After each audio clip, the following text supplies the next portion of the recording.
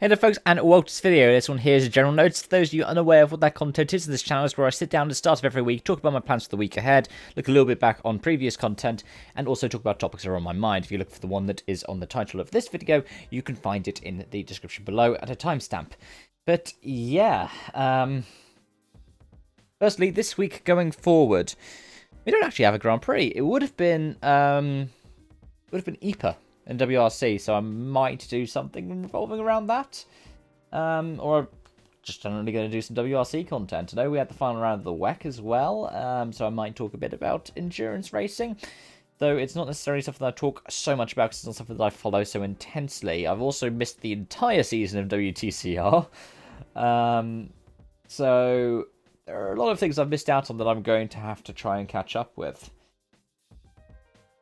But one of the things I didn't miss out on was the F1.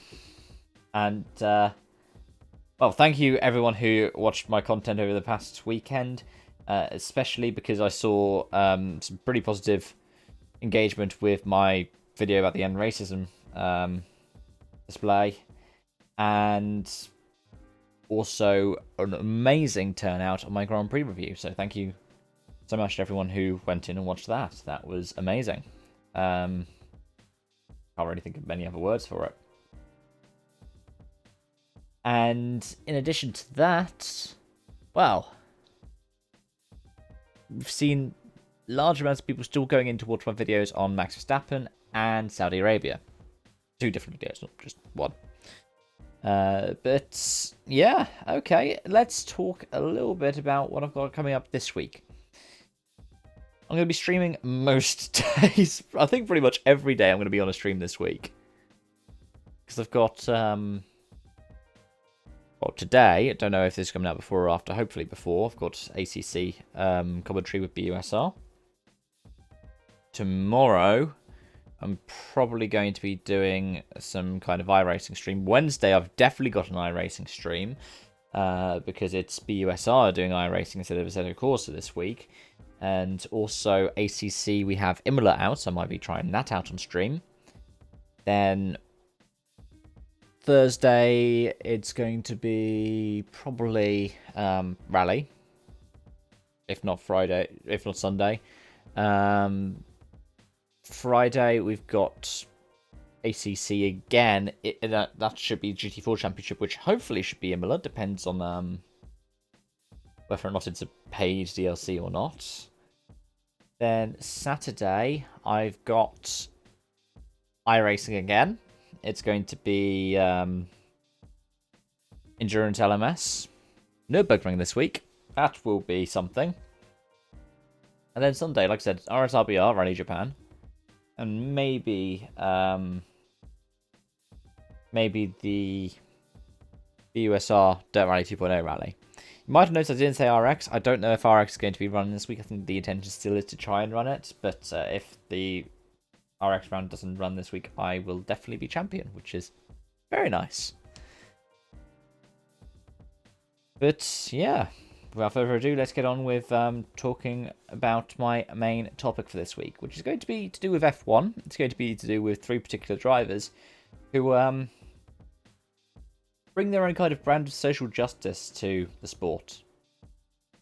And surprise, surprise, it's also probably, well, definitely out of the current crop, my 3 favourites. Lewis Hamilton, Sebastian Vettel, Daniel Ricciardo. And yeah, I think they bring social justice in. They are the 3 who've been very much towards the forefront about talking about anti-racism and equality. It's very much the mantra that all 3 of them have had throughout their career. I mean, if you look at the roles that the 3 of them play in, for example, the We Racist 1 video, they all have that, and they all do it with their own kind of flair, with Lewis having the gravitas of being the statistical goat of F1. Sebastian Vettel having his more kind of laid back, the I'm not social media thing, and the Daniel Ricciardo being the I'm just chill. He has his arms spread out going, equality for everyone, which is fantastic and is Daniel Ricciardo. But yeah, they're basically my 3 favourite F1 drivers, especially out of the current crop.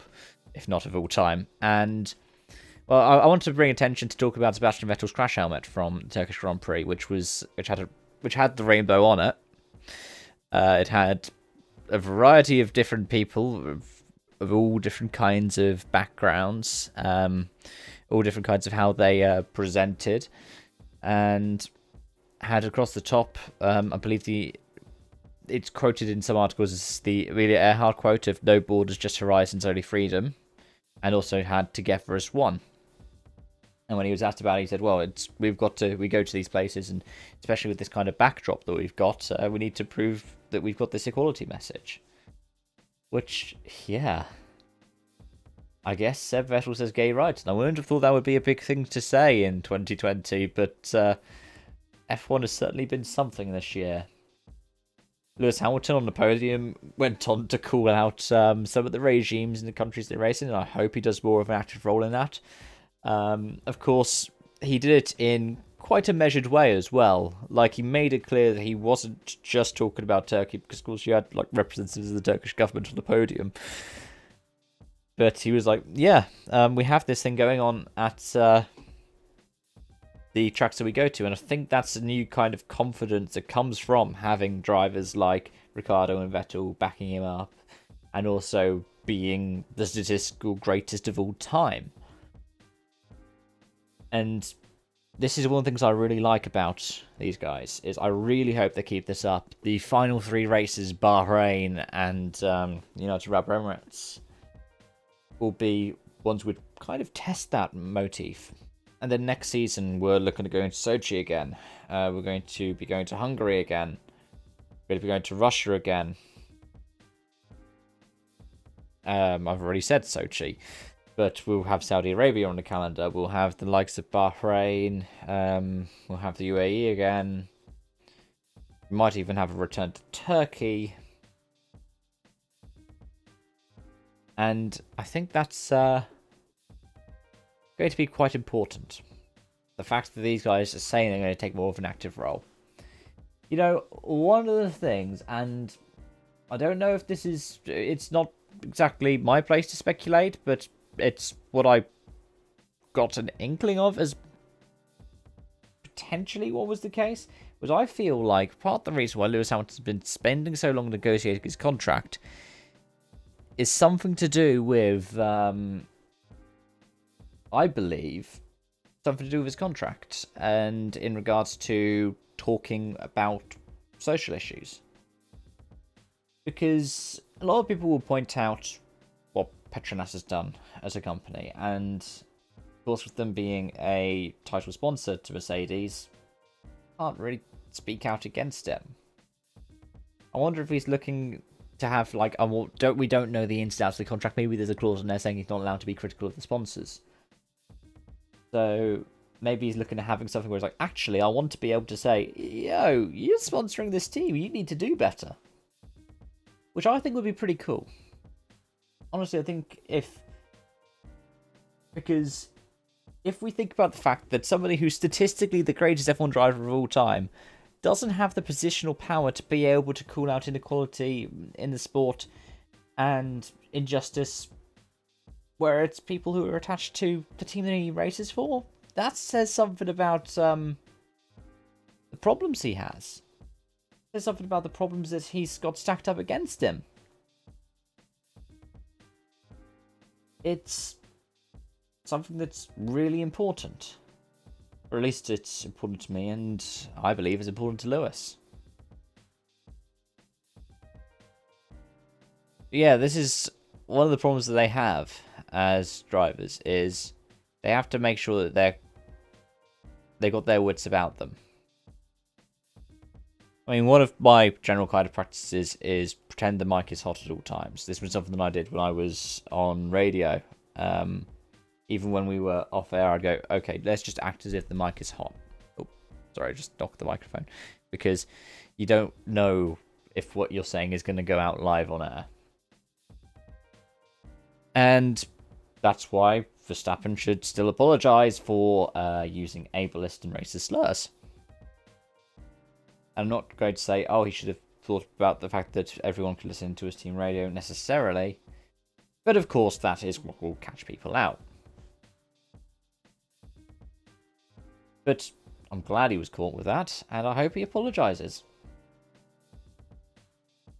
So, yeah. Thank you so much for listening to this stuff, because it means a lot to me, and especially in this kind of format, because unlike a lot of other videos where it's typically more scripted and I know what I'm going to be talking about going into it, here it's a lot more personal. I can be a lot more laid back, and I can really show you what comes to the forefront for me. Because in my videos, my bigger message is talking about We Racist 1. Talk about the end racism message and pointing out problems within F1. And those are big things. They're big things for me as an F1 fan. The things that kind of matter more to me personally, at least in the moment that I'm making this video, is how the drivers actually present themselves, how they act, how they behave. That's on track and off track. And those three that I've named, Hamilton, Vettel, Ricciardo, they've been brilliant on the track and off the track, especially this season.